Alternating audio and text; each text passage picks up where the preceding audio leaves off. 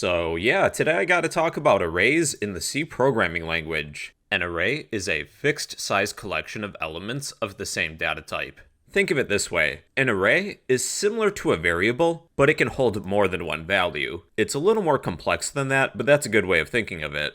Here's a demonstration. I'll create an int of number. Set it equal to some number.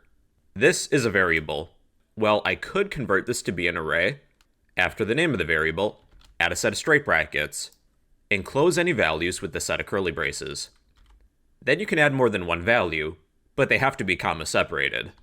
I'll add 20, 30, 40, 50. The name of your array should be descriptive of what it contains. Instead of number, singular, I'll say numbers, plural. That makes more sense, because we have a couple numbers in here, rather than just one. Now, if I were to print my numbers directly using printf, for example, I'll display an integer, and I will display my array of numbers. Here's my result. I get some really long, funky number. Normally, if you pass an array to a function, including printf, it decays into something called a pointer, but that's a future lesson. We'll run into unexpected behavior. Rather than printing the name of the array, we're going to print the elements within this array. Each value in an array is an element. To display my array at the first index, take the name of your array, add a set of straight brackets, then list an index number.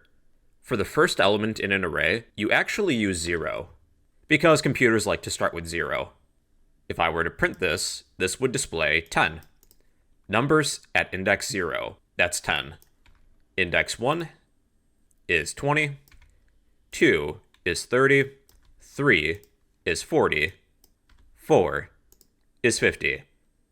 If I attempt to access an element that doesn't exist, well, we're out of bounds technically. You'll get some sort of garbage value, and in my example I got 624.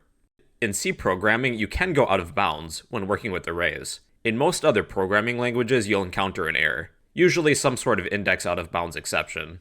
But we don't have that luxury in C. Be sure that when accessing elements, you don't go out of bounds. In my array, I have 5 indices, 0 through 4. Let's create a few more arrays. It'd be good practice for us. Let's create an array of characters, named grades. These are letter grades. Let's start with a single variable. Just a character of A. I'll convert this variable to be an array. After the name, add a set of straight brackets, enclose all values within a set of curly braces, comma separate each value. A, B, C, D, and F. Let's change grade to be grades, because that's more descriptive. Rather than displaying an integer, let's display a character, %C for the format specifier. Let's display grades at index 0. That's going to be an A. Index 1 is B. 2 is C, 3 is D, 4 is F. An array of characters is very similar to strings in C. When we've created strings, we would declare an array of characters, such as name, equals, then within double quotes, we list a bunch of characters. These are both arrays of characters. If I were to display name at index of 0, it should give me a capital B, which it does. Index 1 is R, 2 is O. After creating an array, you can change the values, but you have to access an index number, which is what we did here.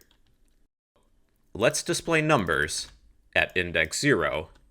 We're displaying an integer. We'll access our array of numbers at index 0, then change it to be 100. Set it equal to 100. That should give me 100. Let's do this with the others. I'll do a lot of copying and pasting. Index 1 will be 90. 2 will be 80. 3 is 70. 4 will be 60.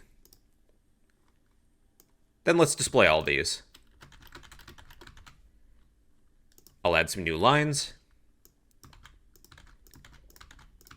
Numbers at index 0, then 1, 2, 3, 4. And here are my numbers. I have 100, 90, 80, 70, 60. If you do need to display all the elements of an array, you could use a loop. Here's a demonstration. Let's say I would like to display my grades.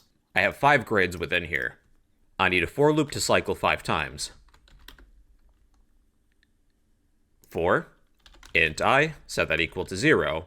Continue as long as I is less than 5. Increment I by 1 after each cycle. During each cycle, I'm going to print the following.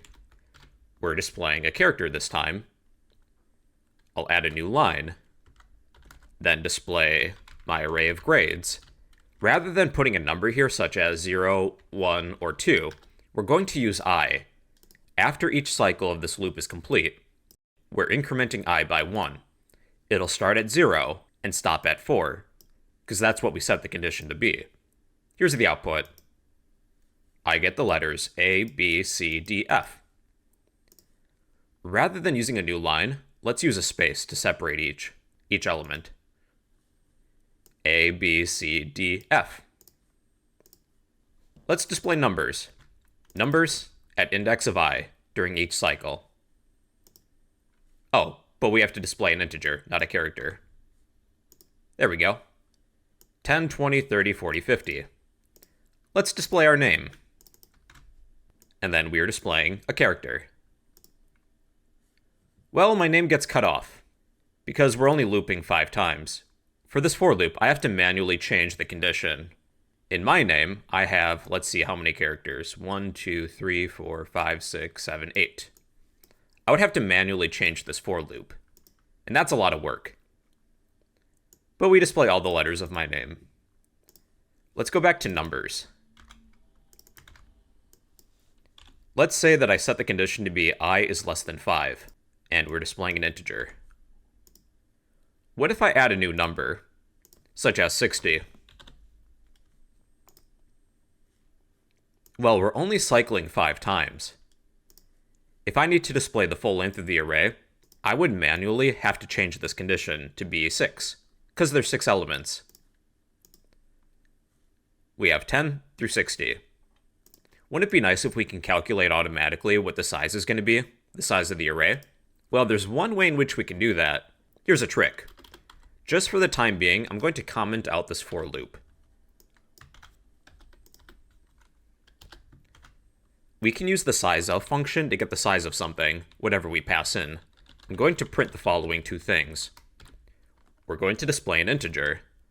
I will display, call the size of function, pass in my array of numbers.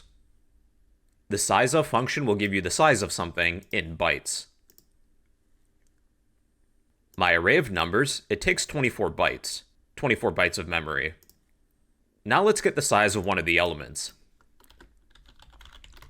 Printf, %d, because we're displaying an integer, get the size of one of the elements.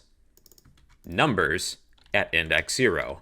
The reason that I'm choosing 0 rather than 1 or some other number is because what if our array only has 1 element?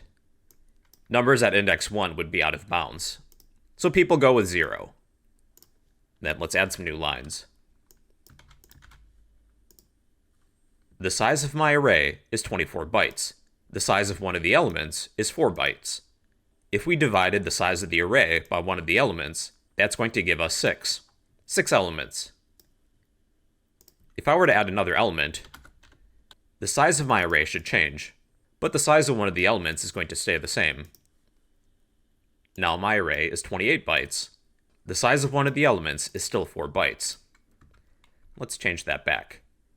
Why don't we divide the size of the array by the size of one of the elements? That's going to calculate the number of elements in my array. We'll declare a variable. Let's name it size. Equals, call the size of function, return the size of my array numbers, divided by the size of one of the elements, numbers at element 0. In my example, size should be 6. Then with our for loop, let's bring that back in. Size will be 6. will continue as long as I is less than the size of our array, the number of elements, that is. And we should get the numbers 10 through 60. Let's add a few more, just to be sure that it's working. Let's add 70. Yep, we have 70. Then 80. And we have 80. If you would like to condense some of this code, you could copy this section where we divide the size of the array by the size of one of the elements. We'll cut that, delete this line. Then we'll continue while I is less than whatever number is returned from this equation. The code is more condensed, but it's less readable, especially for a beginner. Use whatever technique you would prefer. Alright everybody, those are arrays. They're a fixed size collection of elements of the same data type. They're similar to variables, but they can hold more than one value. It's nice if you need a collection of something. And well everybody, those are arrays in C.